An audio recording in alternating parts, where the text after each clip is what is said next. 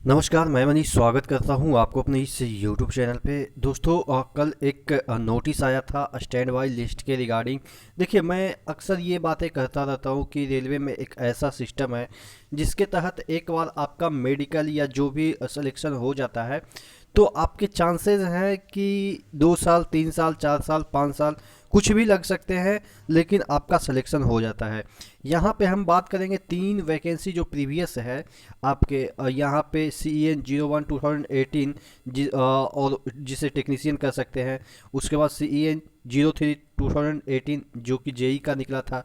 CEN 02 2019 जो कि para medical का था।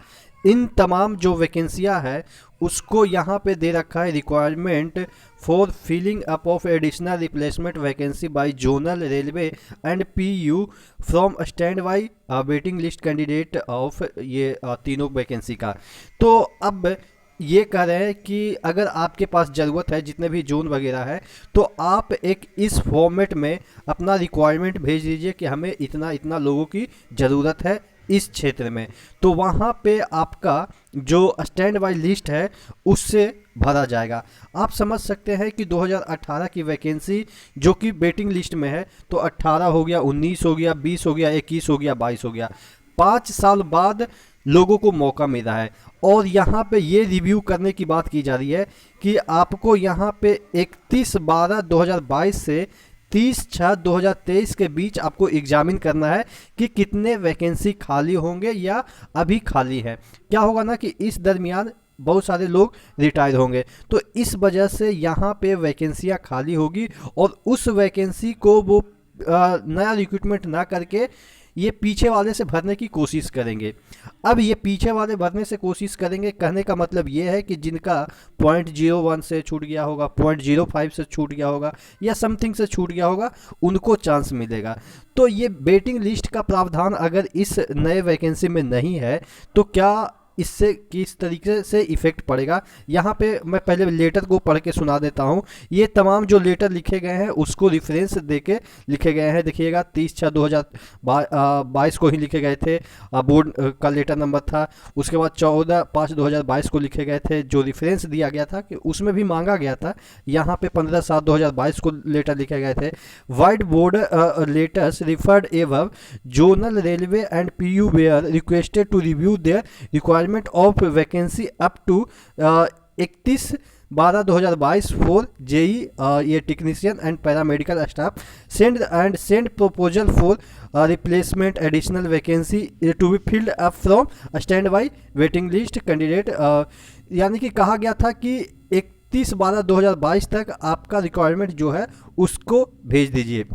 यहाँ पे दूसरे पैराग्राफ में लिखा गया है the matter of filling up of additional vacancy in the above category occurring after 31/12/2022 till 30/6/2023 has been examined and it has been decided that all zonal railway and PU should work out total vacancy position in respect of each of category for the post mentioned in the 3 CEN up to 30/6/2023 and send their requirement as per enclosed format. यानी कि अब फिर से ये कह रहे हैं कि पहले तो 31/12 तक था कि आपको एग्जामिन करके वैकेंसी के लिए भेज देना है कि कितना आपको रिक्वायरमेंट है।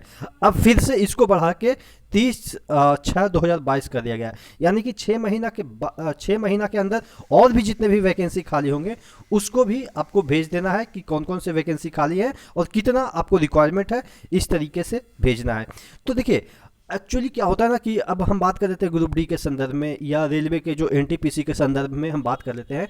इसमें तो ऐसा नहीं बोला गया है कि हम वेटिंग लिस्ट रखेंगे, तो क्या इससे फ़ायदा होगा? देखिए, वेटिंग लिस्ट नहीं रखना, हमेशा से मैं समझा रहा हूँ कि उनको रिक्वायरमेंट होगा तो इसी तरीके से वो एक लेटर निकालेंगे और बोलेंगे कि इतना कट ऑफ करके घटा के फिर से बच्चों को बुलाया जाए, इतना कट ऑफ घटा के फिर से बच्चों को बुलाया जाए। इससे क्या होगा कि जो बच्चे चले जाएंगे मतलब कि डॉक्यूमेंट वेरिफिकेशन और मेडिकल के लिए, तो उनका 100% सिक्योर हो जाएगा। अब पहले क्या होता था कि देखिए ये लोग बच्चे बहुत पहले डॉक्यूमेंट वेरिफिकेशन करा लिए हैं, लेकिन अब जाके 5 साल के बाद कॉलिंग आया है, हो सकता है इसमें से बहुत सारे बच्चे कहीं जॉब कर लिए होंगे।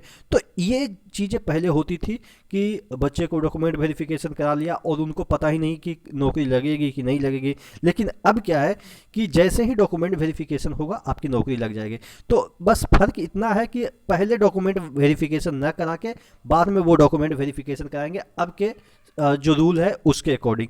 तो मैं हमेशा से आपको रेलवे के रिस्पेक्ट में आशावादी आपको रखता हूँ कि अगर आपका पॉइंट से समथिंग से छूट गया, इवन आपके जो रिक्रूटमेंट चल रहे हैं एनटीपीसी में, उसमें भी अगर आपके एसएम में नहीं हुए या जेडबलए में नहीं हुए, कुछ नंबर से नहीं हुए, तो आप यकीन मानो कि इन फ्यूचर आपके आ सकते हैं चांस। जैसा कि रेलवे में अभी भी देखा जा रहा है कि अचानक कॉल आ जाता है कि इतने लोगों को फिर से डॉक्यूमेंट वेरिफिकेशन के बुलाया जा रहा है।